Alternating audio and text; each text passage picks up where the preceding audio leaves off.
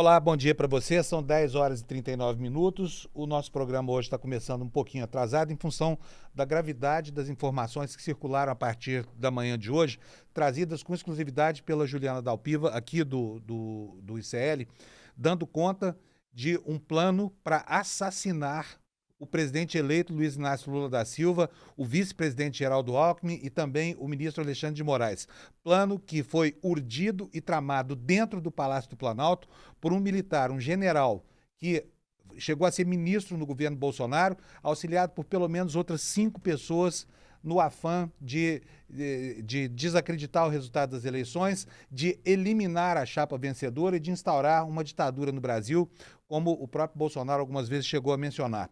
E o mérito todo dessa informação que chegou a nós hoje, para o nosso espanto na manhã de hoje, é da Juliana Dalpiva, como eu falei, que está aqui comigo agora.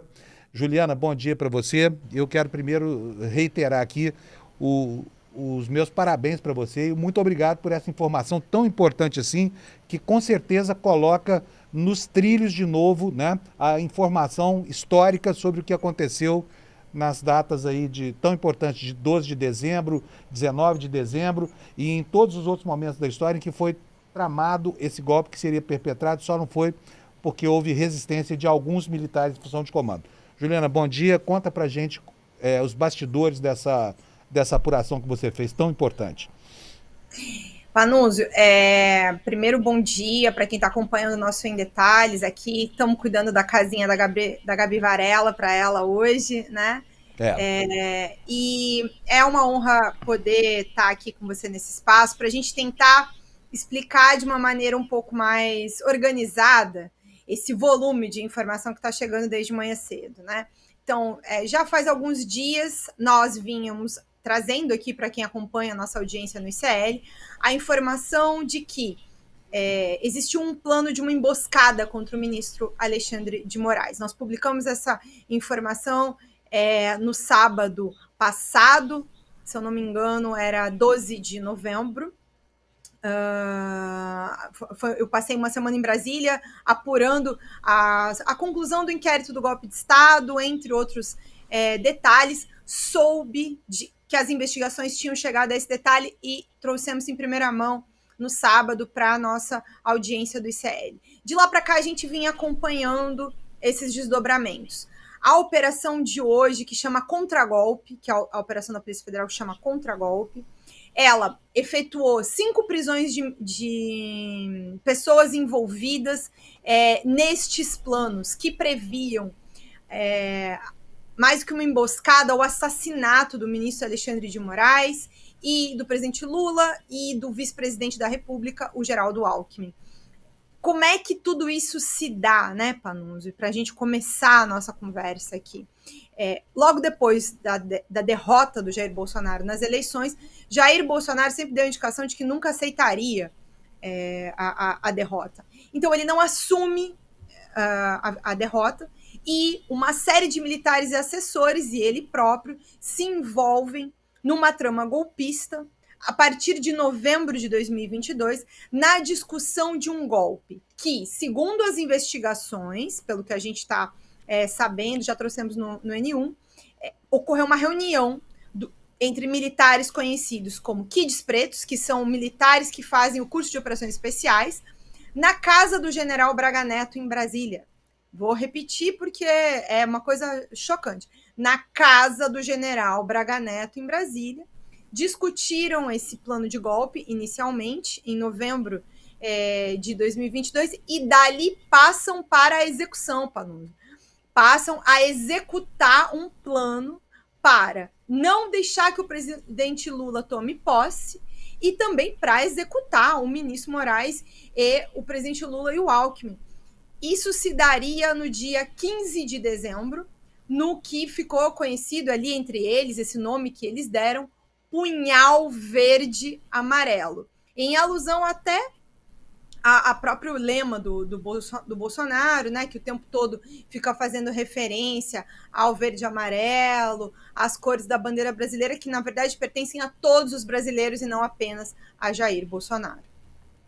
Juliana, agora, assim, os detalhes que vêm sendo revelados todos eles obtidos como provas mesmo dentro dos telefones celulares dessa quadrilha que tramava, são absurdos. Eu quero até ler um trechinho aqui, porque me pareceu aqui, enquanto a gente está noticiando aqui, a gente está tomando conhecimento também das informações, porque a divulgação da ordem de prisão que norteou essa operação hoje foi feita agora há pouco, então nós estamos aqui apurando junto com vocês. Mas eu quero ler esse trecho aqui, para que a Juliana nos ajude a entender como é que era isso.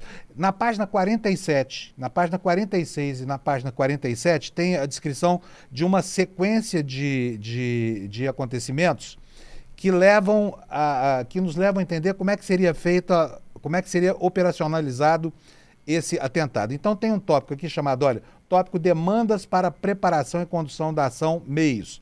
Ela revela aqui, segundo a peça produzida pela Polícia Federal para o Supremo, revela uma lista de itens necessários para execução. Imperioso observar, 6 TLF, Coronel, não sei, a 6 celulares descartáveis. Depois o documento vai detalhar a ativação desses telefones anonimamente. Revela exatamente o método de comunicação, quantidade de aparelhos, até mesmo a operadora telefônica que seria escolhida para as comunicações para o acompanhamento e vigilância do Alexandre de Moraes. Aí ele vem aqui, olha, na sequência, a lista com o arsenal previsto revela o alto poderio bélico que estava programado para ser utilizado. Pistolas e fuzis em questão, 9 pistolas de 9mm ou .40, 4 fuzis 5.56, 7.62 ou .338, são comumente utilizados por policiais e militares, inclusive pela grande eficácia dos calibres elencados. E chama a atenção aqui, segundo essa peça, sobretudo o armamento coletivo previsto. Uma metralhadora M249, um lança-granada, hein, 40mm, um lança-rojão AT-4, armamentos de guerra comumente utilizados por grupos de combate.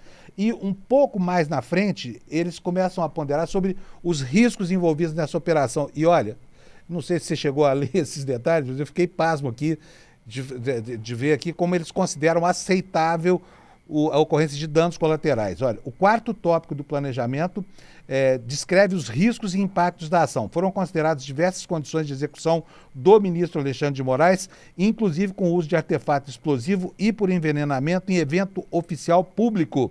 Há uma citação dos riscos da ação, dizendo que os danos colaterais seriam muito altos, que a chance de captura seria alta e que a chance de baixa, termo relacionado à morte no contexto militar, seria alto. O documento evidencia que as ações já estavam em curso, apresentando algumas dificuldades em relação ao comboio e aos protocolos de segurança. O contexto de emprego de armamentos extremamente letais, bem como o uso de artefato explosivo ou envenenamento, revelam que o grupo investigado trabalhava com a possibilidade de assassinato de Alexandre de Moraes.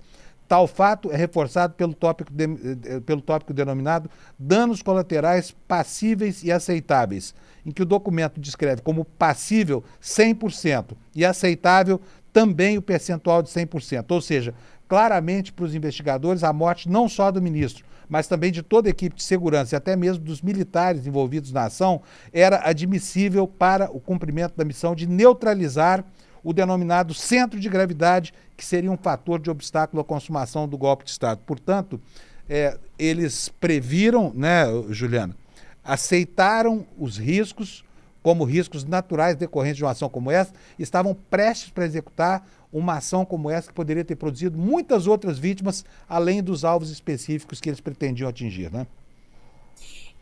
Claramente não estavam nem um pouco preocupados com nada que não fosse se manter no poder.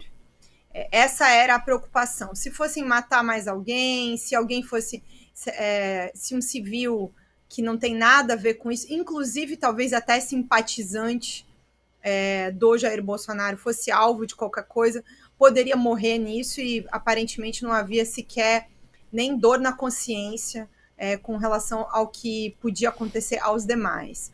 Era o poder pelo poder, né, Panuso?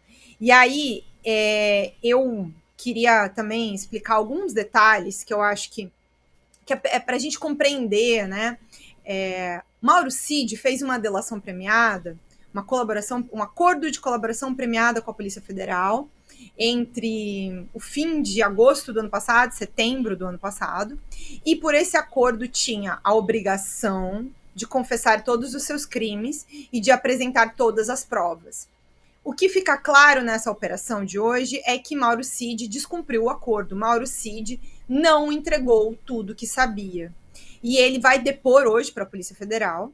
E aí, provavelmente, alguma consequência vai vir. É difícil de imaginar que o Cid possa continuar mantendo o acordo dele frente ao que se sabe agora, que ele escondeu, porque o principal do que veio para a operação hoje estava no celular dele. No celular dele, e esse é um detalhe que está também na decisão hoje do ministro Moraes, que a gente consegue explicar para vocês, é que quando a Polícia Federal conseguiu recuperar mensagens que tinham sido apagadas no celular do Cid, mensagens em especial que o Cid tinha trocado com o Coronel Câmara, que era um dos principais auxiliares do Bolsonaro também, que foi preso na operação de fevereiro e está respondendo em liberdade com monitoramento de tornozeleira eletrônica.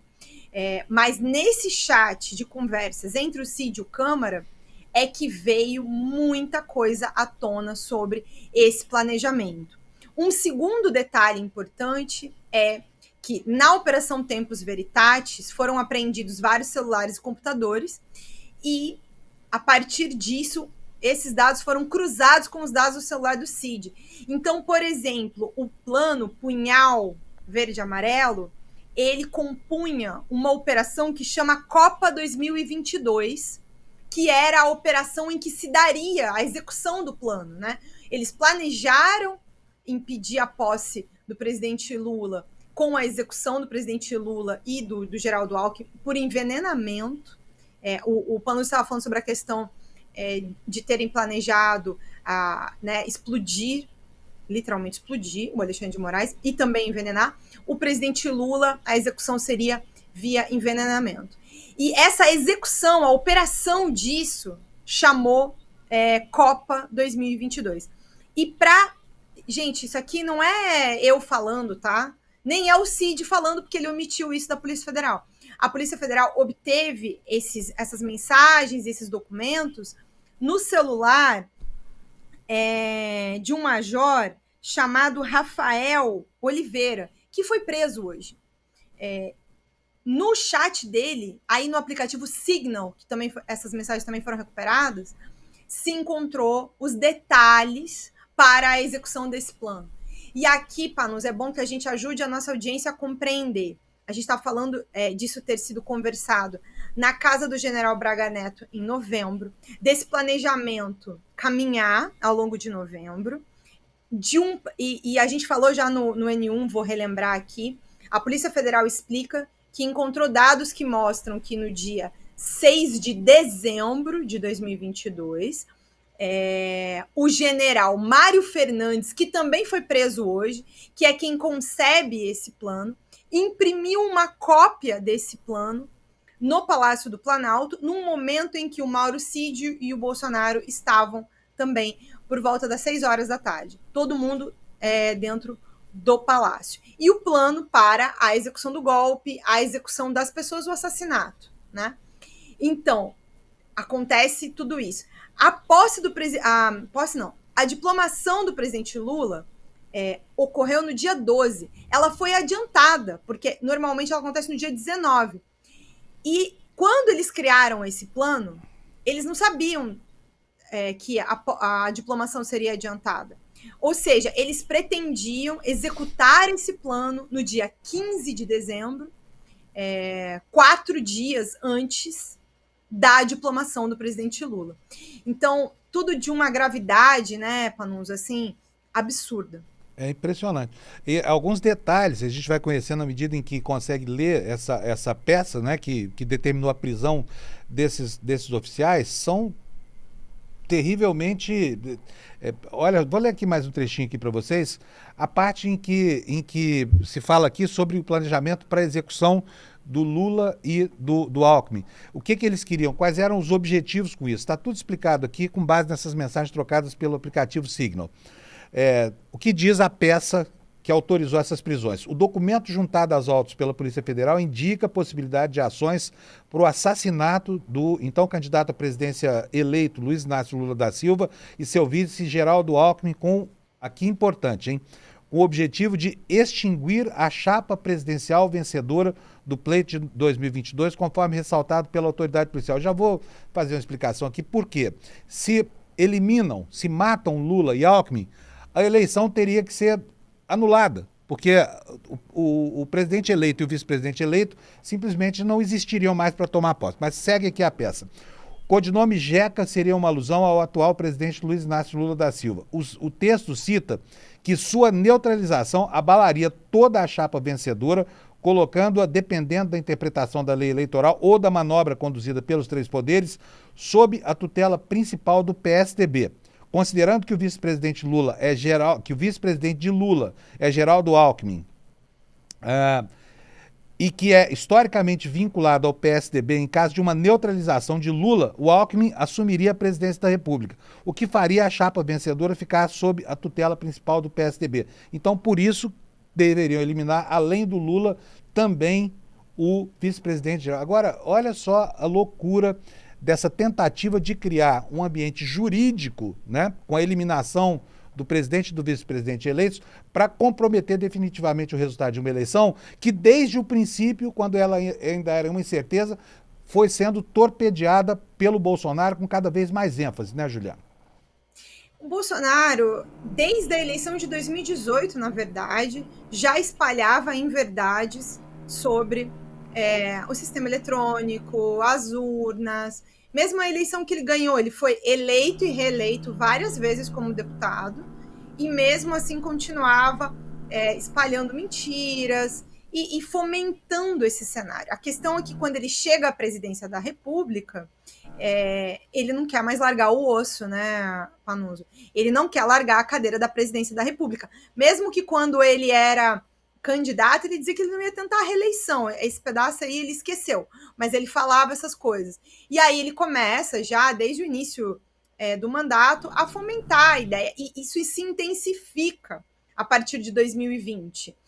Eu vou convidar as pessoas a lembrarem, pouco antes da pandemia, quando ele convoca manifestações antidemocráticas contra o Congresso, contra o Supremo, apesar de todo o pedido de cuidado com a questão da contaminação, contra as aglomerações, naquele momento em que a gente recém estava tomando conhecimento da Covid.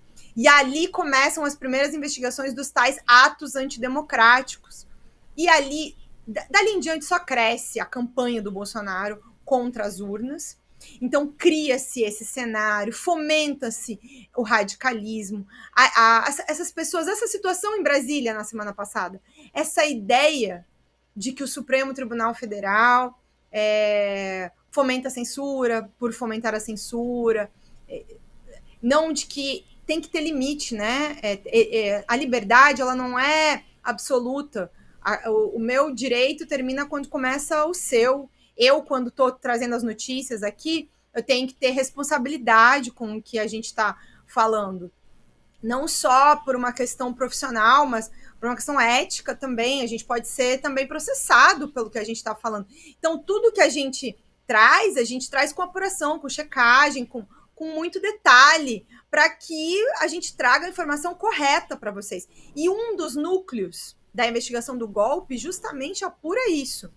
Como se produziram as informações falsas e como elas iam sendo disseminadas e fomentadas para gerar esse clima golpista, e no meio disso eles estavam lá fazendo reuniões específicas para planejar um golpe, inclusive com financiamento. Um outro detalhe que vem hoje para ser esclarecido é que numa conversa entre o Cid e o Major Rafael, em que eles falam sobre a necessidade de 100 mil reais, o que se dá conta hoje na operação é de que estes 100 mil reais seriam usados para o financiamento desse plano Punhal Verde Amarelo, que pretendia impedir a posse por meio do assassinato do presidente Lula e do vice-presidente Geraldo Alckmin. E que fala como é que seria a organização do governo golpista, né? Isso tá, para quem está tentando fazer a leitura, está na página 50. A gente está lendo aqui junto com vocês, então se você quiser acessar o documento que está aí na internet já à vontade, Preste atenção como é que seria o governo do ditador Jair Bolsonaro. O presidente da República seria ele, incensado, né, pelos golpistas, e aqui descreve o documento. Olha, conforme se observa, o general Heleno seria o chefe do gabinete de um tal Gabinete Institucional de Gestão de Crise, chefiado, então, pelo general Heleno, e aqui está todo o staff do golpe. É importante prestar atenção, porque tem outros nomes aqui que fazem parte desse trecho do documento que provavelmente vão ser presos também nas próximas horas, porque esse aqui é a gerência desse esquema golpista. Então vamos lá. Que é o Gabinete Institucional de Gestão de Crise, o que seria? Conforme se observa, o general Heleno seria o chefe de gabinete, tendo como coordenador geral o general Braga Neto. Logo abaixo dos dois mais importantes, o próprio general Mário e o coronel Elcio fariam parte da assessoria estratégica. Após alguns nomes de menor relevância, a assessoria de inteligência parece ser composta por pessoas próximas a Mário. Coronel Azevedo, Coronel Vieira de Abreu, de apelido Velame, então chefe de gabinete de Mário, Coronel Corman. A assessoria de relações institucionais seria ocupada por quem? Felipe Martins, aquele neonazista que fez o símbolo do White Power, do poder branco, né, segregacionista, durante um evento lá no Senado da República.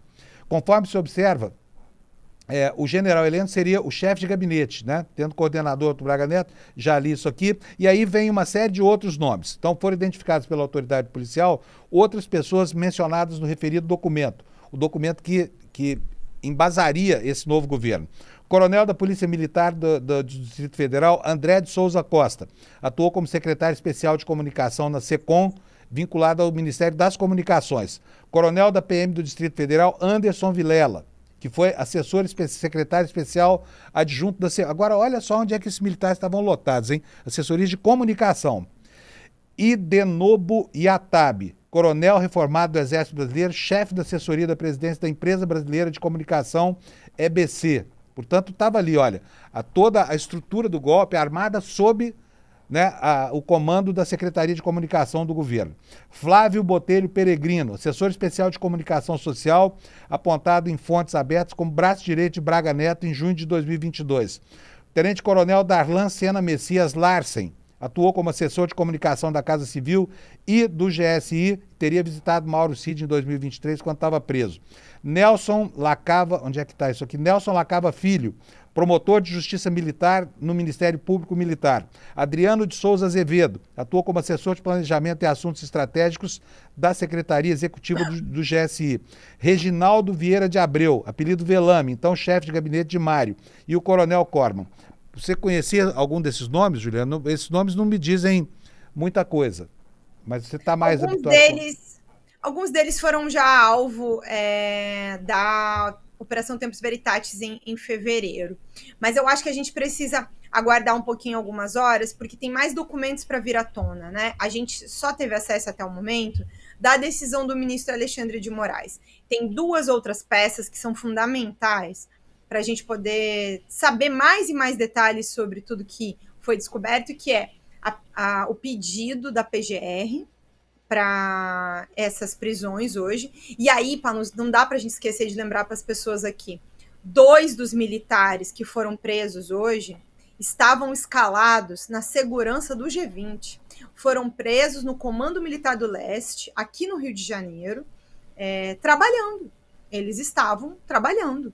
Normalmente, eles estavam na ativa, foram presos, vão ficar sob custódia do Exército. Inclusive, o general Mário Fernandes, que foi, enfim, ele chegou a comandar os Kids Pretos em algum momento, também foi preso aqui no Rio de Janeiro. Eles 3 ficam aqui no Rio, a princípio, não serão levados para Brasília, foi isso que eu apurei. Mas para se ter noção sobre essa gravidade, né? Tem também um detalhe que ainda não fez parte da operação hoje, mas que é para se dar conta, de uma carta golpista que envolvia uma série deles, que são mais de 20 militares, que também, boa parte deles, continua na ativa. Tem uma certa limpa que não foi feita depois que o presidente Lula assumiu. Há uma dificuldade muito grande de se punir militares. Então, eu acho que esse trabalho que a Polícia Federal está fazendo também é extremamente importante nesse sentido. Hoje, um general foi preso por fazer um plano para atentar contra a vida do presidente da República eleito na época, né? Agora o nosso presidente da República, o presidente Lula, e o vice-presidente Geraldo Alckmin e também do ministro Alexandre de Moraes.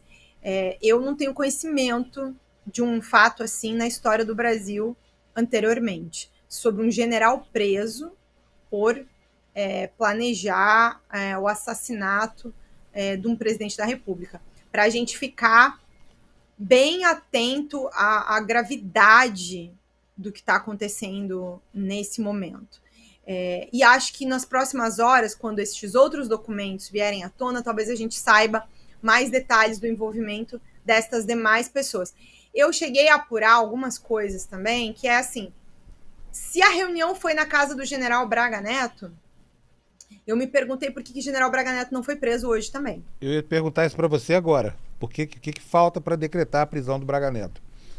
E eu não consegui saber precisamente isso, mas suspeito que tem a ver com a questão do desgaste, né? Porque hoje ele é um político, inclusive, então tendo a achar que pouparam esse desgaste nesse momento para conclusão do inquérito, porque vem mais coisa à tona, vem mais coisa. Hoje é só uma operação. A conclusão do inquérito do golpe de Estado, ela ainda está em curso e eu acredito que não deve demorar. Eu acho que nos próximos dias, semanas, acho que finalmente vamos chegar ao desfecho disso, para esse fim que tão aguardado, com tanta ansiedade por muita gente. Acho que essa notícia não deve demorar para chegar. Porque esse fato de hoje é muito grave, né? Pensar que se planejou o assassinato do presidente da República e do ministro do Supremo Tribunal Federal é grave demais.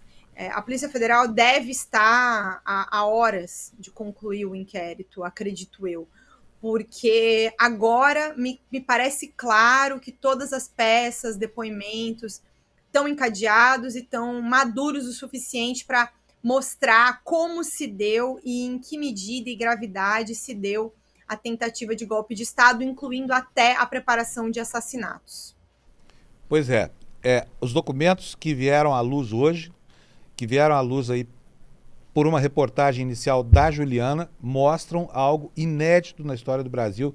A gente pode se lembrar aqui, por exemplo, do atentado da Rua Toneleiros, que levou Vargas ao suicídio, mas não é a mesma coisa, porque aqui fica claro que existiu uma engrenagem incrustada dentro da presidência da República, tramando contra as instituições brasileiras, inclusive preparando, mas já em estágio muito avançado de preparação, atentados que deveriam eliminar um presidente da República legitimamente eleito e o vice-presidente para criar um vácuo jurídico e aí justificar toda essa ação ignominiosa aí do golpe de Estado que deveria ceifar a nossa democracia. Eu tenho só mais um detalhe aqui, Juliano, porque a presença de militares de alta patente são um general, 2 tenentes-coronéis e um major, né, que foram presos hoje, acabou obscurecendo a presença de um policial federal. Eu me interessei em saber que diabo de coisa fazia um policial federal. Eu encontrei aqui na página 52 a descrição do papel que cabia ao Vladimir Matos Soares, que é o nome do agente da Polícia Federal. É um nome que para mim também não diz muita coisa, mas ele atuou como o X9 do Lula. Ele estava entregando informações sobre a estrutura de segurança do Lula, sobre como é que era a articulação para preservar a saúde e a segurança do presidente eleito, e era ele quem informava esse esquema. O que a peça diz aqui? Eu vou ler rapidinho. Os elementos de prova revelam que o agente da Polícia Federal, Vladimir Soares, atuou em unidade de desígnio com organização criminosa que tentou consumar um golpe de Estado, fornecendo informações que pudessem, de alguma forma, subsidiar ações que seriam desencadeadas caso o decreto do golpe de Estado fosse assinado, especialmente relacionadas a Lula. No caso, conforme exposto, o planejamento operacional, denominado Punhal Verde e Amarelo, tinha como uma das possibilidades assassinar o então candidato eleito Lula por envenenamento ou uso de químicos para causar colapso orgânico. Dessa forma, o investigado, aproveitando-se das atribuições inerentes ao seu cargo no período entre a diplomação e a posse do governo eleito, repassou informações relacionadas à estrutura de segurança do presidente Lula para pessoas próximas ao então presidente Jair Bolsonaro, aderindo de forma direta ao intento golpista. Está aqui, portanto, o que foi o papel que esse sujeito cumpriu nessa organização criminosa, né?